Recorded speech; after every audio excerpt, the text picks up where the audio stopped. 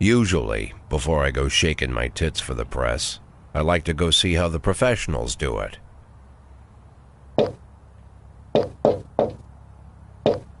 Some might say the chief of police has no business in an institution like this, but in fact it's the quietest and safest place in town.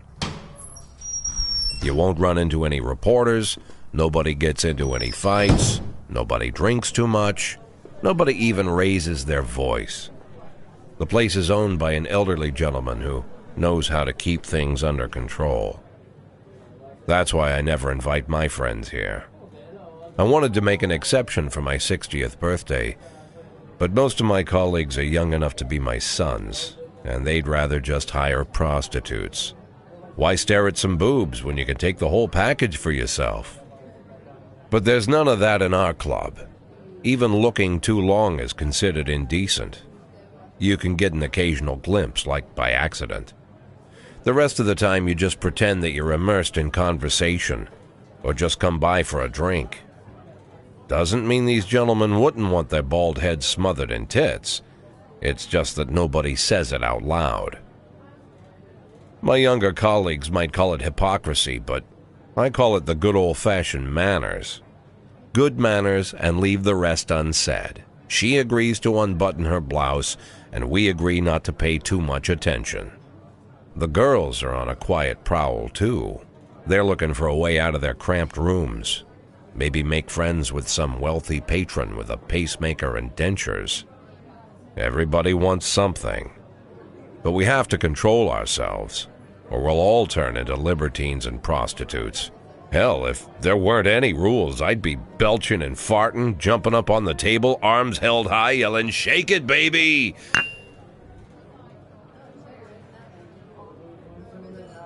No idea how I got so barbaric.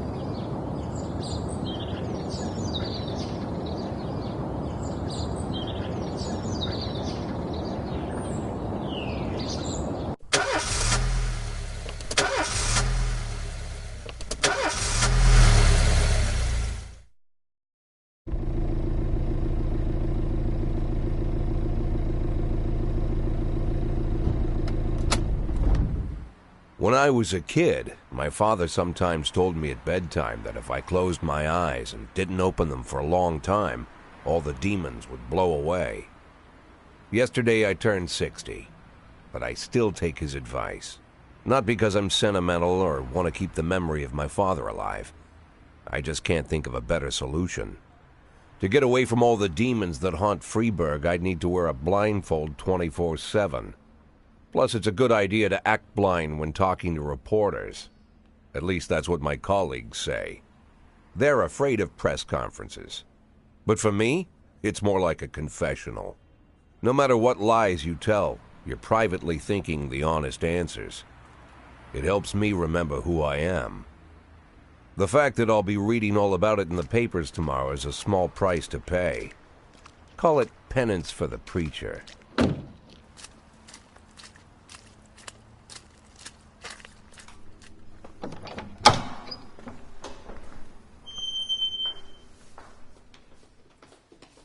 This is the first time I'm afraid of those answers my mind has given me. Not because I'm mad I'm losing my job. Though it's true, I'm mad as hell. Not because I subconsciously blame everyone else. Though I damn sure do blame them. And don't even ask me what my next move is. I can't imagine. But even that doesn't scare me. The worst thing is, I know I'm gonna have to do something. And I'll be damned if I know how far I'll go. I may have a lot of vices, but predictability isn't one of them.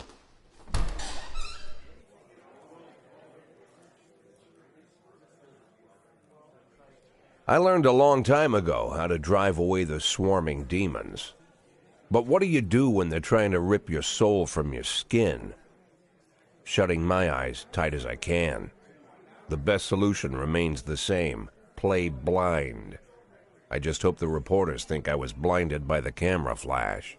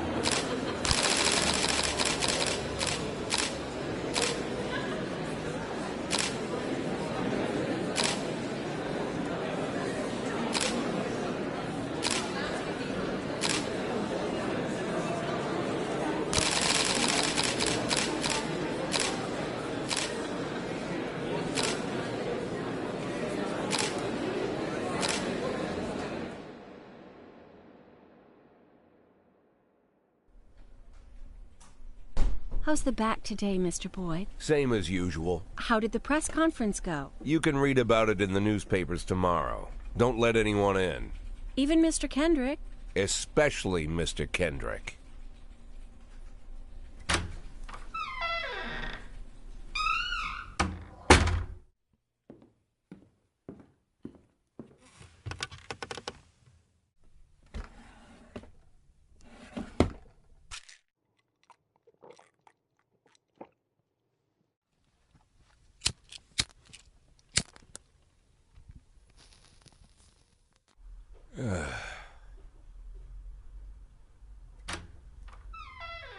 As soon as I heard the door creak, I knew what face I'd see.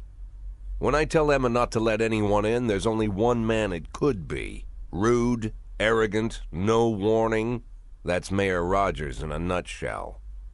White summer shoes, white socks, white shorts, white polo shirt, and the white smile of a hungry shark. Mayor Rogers enters every room like he owns the place. Even the floorboards under his feet sound like they're creaking an apology.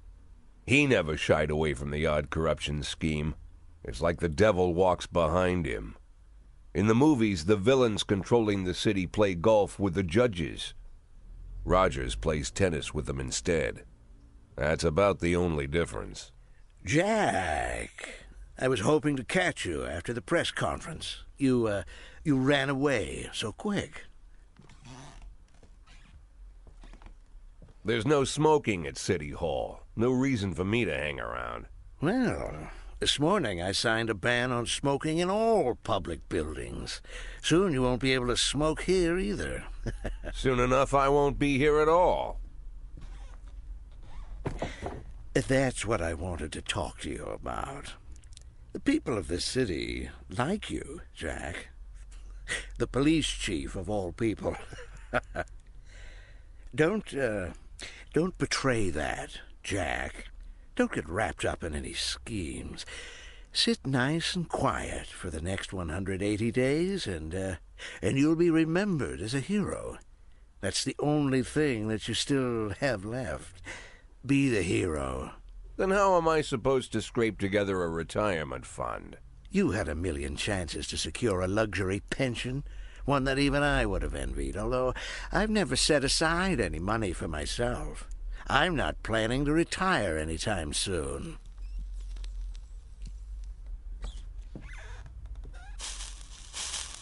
"180 days of quiet, Jack. That's all I need.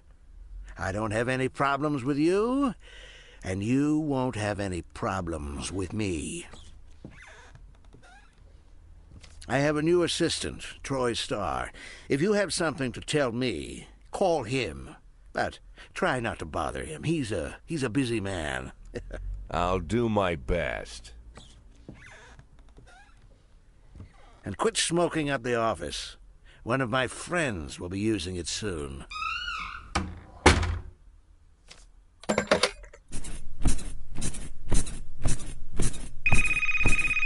Oh, I'm sorry, babe. Only the mayor has this number. Mr. Mayor? Yeah, is this Troy Starr? Yes? Go fuck yourself, Troy Starr.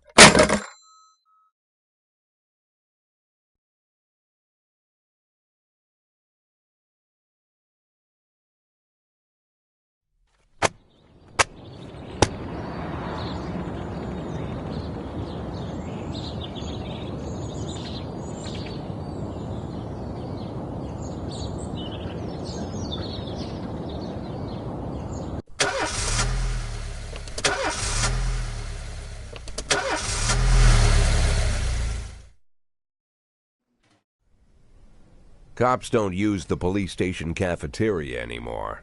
There's some kind of stigma against sitting shoulder to shoulder with your partners. Everybody just takes snacks from the machines or grabs a meal and hammers it down in the corner like a vulture on a corpse. The main thing? Don't look into anyone's eyes. Could be construed as an invitation to sit together. The only people eating here are ghosts.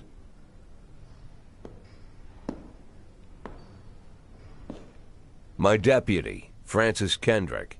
He recently became one of those ghosts. The subject of one of the most devastating corruption scandals in the history of Freeburg. No evidence to support the accusations, but everyone knows Kendrick's days are numbered. I need that file I asked for. Needs to be ready tonight. Francis didn't say anything, but I understood. Ghosts aren't supposed to talk. Besides, I got a feeling he was already finished.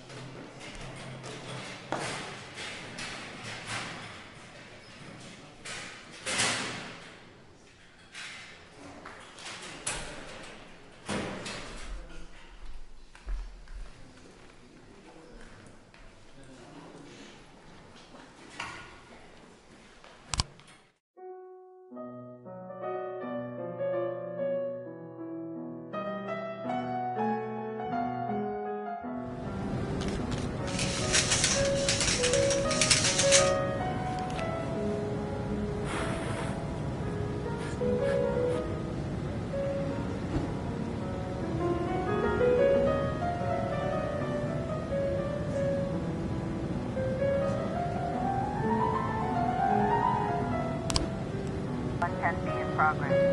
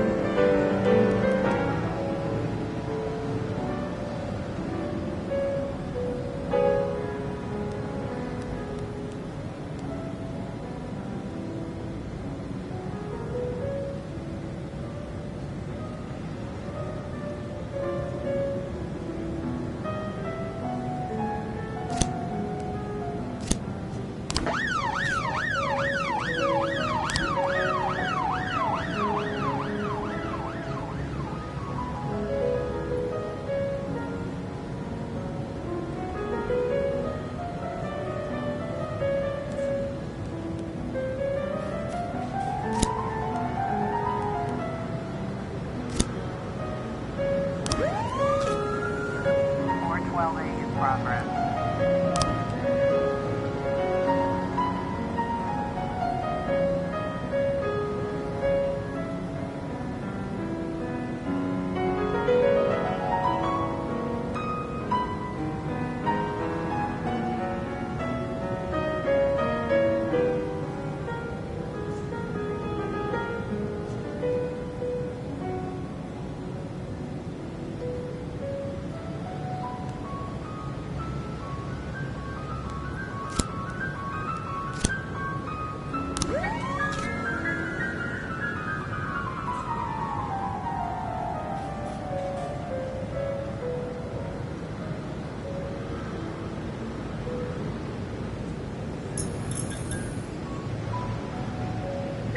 Got a situation here.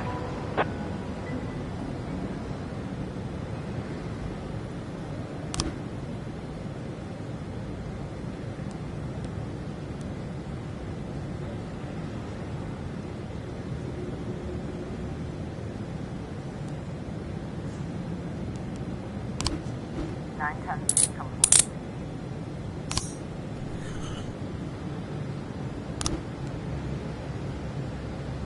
311A complete.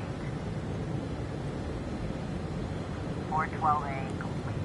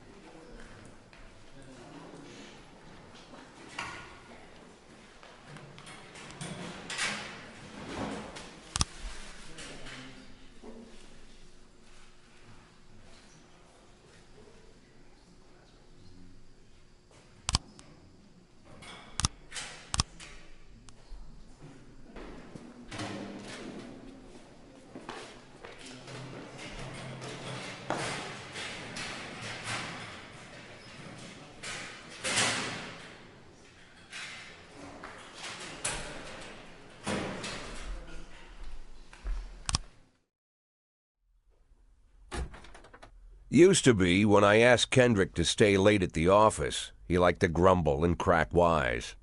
Nowadays, he doesn't have the strength for it. Slumped shoulders, blank stare, wrinkled skin. The past few weeks, I don't hardly recognize my old friend. In his younger years, he reminded me of a gallant royal officer in an old Kipling story. Kendrick isn't just crumbling under the weight of the public pressure, but from the shame of it all. Internal Affairs raided the library he inherited from his grandfather, hoping they'd find buckets of cash stashed in the pages. Heard about the look on his face, the fearless policeman standing helpless in horror. I've known Francis for 30 years. The past 20 years he's played loose with the law. And I know that at a certain point every stolen dollar brings more misery than anything else. Probably sounds crazy, but I sympathize with the guy. What can I do? Your friends are your friends, and these are the waters we swim in. Called all of the people on that list today. Now they know you're in business, so you could get a call from any of them. You don't need to worry about any of them. I've cleared them all. And what kind of business are we talking here? It's nothing too serious, just like you asked. Should be just a few small favors. Payments will vary depending on the situation and who you're dealing with. How much are you looking to earn? $500,000. $500,000? Why not a whole million? Because everybody wants to take $1 million. Figured I'd try something different. $500,000 in 180 days? Well, you could earn it all above board if you netted all the big fish and hit all your bonuses. Never knew you for a fisherman. Well, you never got into my business, and I'm not trying to get into yours. But be careful about bringing in any other cops. Sooner or later, they'll put the finger on you. And one more thing, Jack. I remember what you said, but I should probably add one more name to that list. Christopher Sand. Sand. Christopher G. Sand. Everyone knows the name, but few could tell you who he is. The old man stays away from the spotlight. Always wears old-fashioned jeans and knitted sweaters. Gives to charity. Rarely attends social events. An avid hunter, I hear. Even dabbles in poetry. You'd never guess he's the head of the oldest and most powerful gang in the city. Goes back as far as his great-grandfather. And Sand is strict about following the old rules. He rarely involves himself in commonplace murders and robberies. Hardly needs to intimidate anyone to get his point across. The people who work for him each have their sphere. They provide protection where needed, even work with the authorities when they want to make a deal. Meanwhile, Sand pulls the strings without getting his hands dirty. People sometimes mistake his quiet approach. A couple years ago, an arms dealer decided to expand its business without asking permission, and his whole family paid the price. In 4 weeks, Sand killed 31 people. Old men, women, even a few teenagers. And Sand's people made sure every paper reported it. Frank, I don't want to hear you say that name again. Jack, please, listen to me. I'm in with these guys. We agreed, Frank. That's not the kind of business I'm into. I don't go there. Never have, never will.